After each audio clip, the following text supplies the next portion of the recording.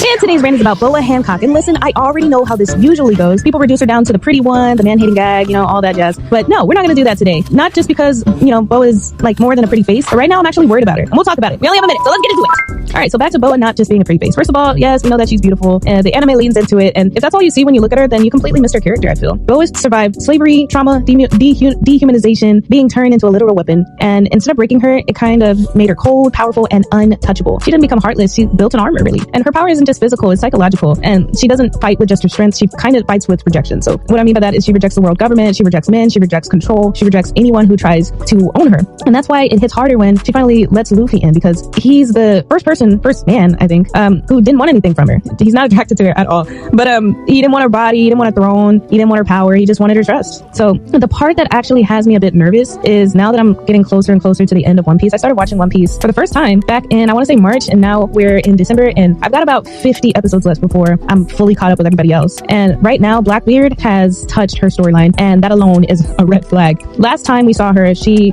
had her by the neck, ready to steal her devil fruit. He was ready to strip her power, ready to reduce her back to a weapon again. And on top of that, there's now a tiny clone of her running around. What the hell? Which is actually terrifying when you think about it, because now her image, her power, and her identity is being copied and controlled. Boa spent her whole life escaping ownership, and now the story is circling right back to it. And I'm nervous for her. Come on. So this hits a little harder than I think people admit. I don't know. I haven't really talked to many people about this, but the people I have talked to haven't said too much about this. But this isn't just another pirate fight. This is like trauma versus power, survival versus exploitation, control versus freedom. Boa is one of the few characters whose strength was born directly from torture. And now she's facing the same system that created her. It's not cool. Like, it's tragedy, right? I'm scared. I'm scared for Boa.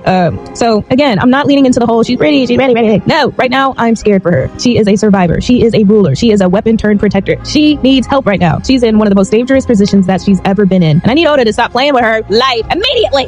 I need to know what's going on. I need closure. But that's where I'm at so far. So y'all let me know. What do y'all predict that the outcome for Boa is going to be? I'm scared. But yeah, let me know in the comments. I'm done.